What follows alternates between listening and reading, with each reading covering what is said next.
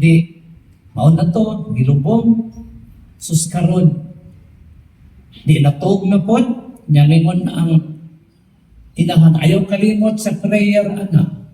Di nangadji na po bata, pag kung mag-thank you kay ingon man, bless Lula. Namatay magpaglula pagkauma. Dili mo sila kasulagma nga gud ni. Kay si Lolo ug si Lula, iguang naman. Pagka humaglubong, sus karon, nag-ampo na pa ng bata. Hindi mo naman ang bata, bless ate. Sus, pagka namatay mo pong ate. So nakadlok na sila, kay dili na yun sulagma, kay tulo na igasunod. So ang mahibili na lang, ang mama, ang papa, ang bata. Sus, pagka humaglubong sa ate, imo nagbata sa ngalan sa Ama, sa Anak, sa Espiritu Santo. Salamat, Lord. Itong iampo ang kalag ni Lulo, ni Lula, o ni ate. Pagkumanin mo siya, bless Papa. Pagkaugma, namatay lang driver.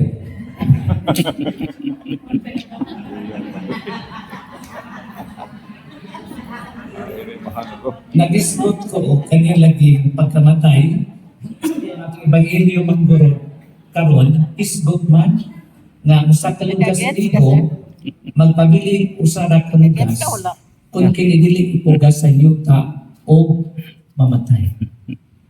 Unsa man nga analogy ato ining ikumpara aron ato masabtan. Kitang tanan pamilyar sa punuan sa saging. Di man kung magtanom kag saging, budak po, manahon, the moment gani na mugitid na ng puso, usala na kasimbolo nga hapit na ang saging mamatay. Unya niya gawas sa puso, unya mugawas ang bulig, maghinay-hinay nagkamatay ang dahon. Hangtod nga ang mahimili na lang yun, ang bunga, pipila ka dahon, tubuon. Kanya may mong pagkasayang. Pero nakabantay ba mo nga human matuba ang saging, mawa ang maong bunga, mugitib ang daghang saha. So ingon ko na po ni Ana ang atong Kristohan kinabuhi. Karong nagod, piyesta ni San Lorenzo na sa kamartir. Maunang gihaong yun ang atong Ebanghelyo karon. Kini manggod si San Lorenzo, usa ka diakono, usa sa mga diakono nga namartir panahon ni Pope Sextus, mga 200 katuig kapil after Christ. Karon naghari man ni antos si Emperor Valerian, usa may iyang gibuhat, iyang gipadakop o gitaral si Pope Sextus. Niya kani si kanang San Lorenzo, niingon sa maong Santo Papa, Your Excellency, unsaon naman nimo nagitaral ka, manyawa may mag-alagad nimong mga diakono. Niingon man na si Pope Sixtus II, ayaw ka malaka. Uman sa tulog ka adlaw, musunod ka nako. Unsay may gibuhat ni Lorenzo na mo ni nahibilin dito sa balay sa Santo Papa. Iyang gikuha ang tanang mga mahalon ng mga butang, mga kalis, tanang gamit sa simbahan. O siya gibuhat, gipanghatag ngadto sa tanang mga kabus. Nakabalita man si Emperor Valerian nga nanghatag sila bulawan, diingon si Emperor Valerian, dato man din ang simbahan. Munang ingna si Lorenzo, itapok dito sa atbang sa simbahan ang tanang bahandi kay kundi niya tapukon, siya ang isunod o dakop o pagataran. Di ningon si Lorenzo, okay, tapukon ako ang tanang mga bahandi. Pag-abot sa tulog ka adlaw, tinuod yun, gitapok ang mga bahandi. Dito ang mga disabled, buta, ama, kiang, tanang kabos, gitapok. Pag-abot sa mga Romano, humingon si San Lorenzo, mauni ang tinuod na bahandi sa simbahan. tungod sa kasuko ni Emperor Valerian, gitawag si San Lorenzo, gisugba sa may init na kalayo. Unya daghan mang accounts na nakakita nga bisan pagka-uros-uros na ang kalayo, wa gyud magpakita siyang dagway o kasakit. Yan ipakita na siya malipayon na mihalad sa iyang kaugalingon ngadto sa Ginoo. Mga binati nga mga igsoon, kaning tawag sa pagkamartir, gasa man ni sa langit. Unya, dili po tanang tao na andaw udawat nining maong gasa. Kanabatan miingon ng pari, gusto kong mga tuglangit, daghan ka dyan mong nimba miingon, yes. Kung mo gusto mong adto karon, yes. Mga matay sa koron, simako. Di man tamuangay. Pero mauna giingon nga, the gift of martyrdom gikan sa langit. But not everyone is willing to give his own life for Christ.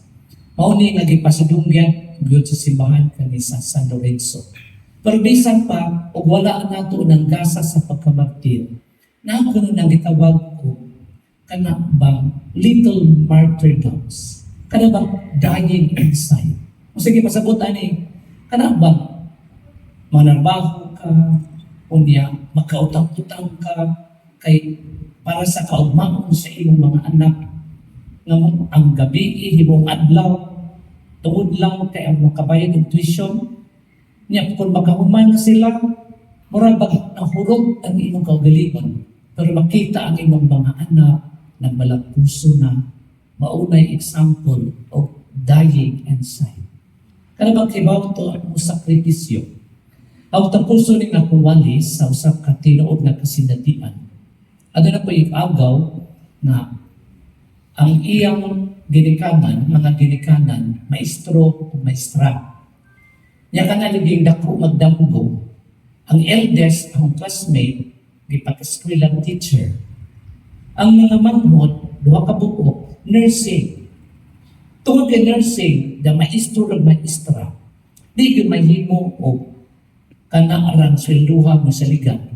Kasi gibuhat sa bana, hindi kahuman o klase, muatog tagbilaran, mga sahiro o tricycle. Ang dugang income. So that way, they were able to have both ends meet, nakagamit yun. Pero tungod kay overwork, overfatigue, nasakit ang iyang bana, namatay.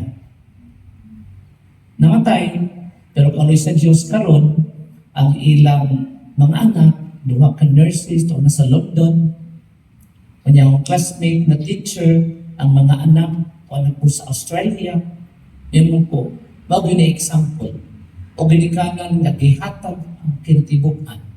Pero ang resulta, nilambo, nilipat, o nahimong masayon na ang ilang kinabuhi. So, only challenge for all of us, no, na ay dagko nga mga tawag sa pagkamartir, na pu'y mga gagmay ng martyrdoms, pu'y anato, ubang sa panabang sa mga nabibigyan.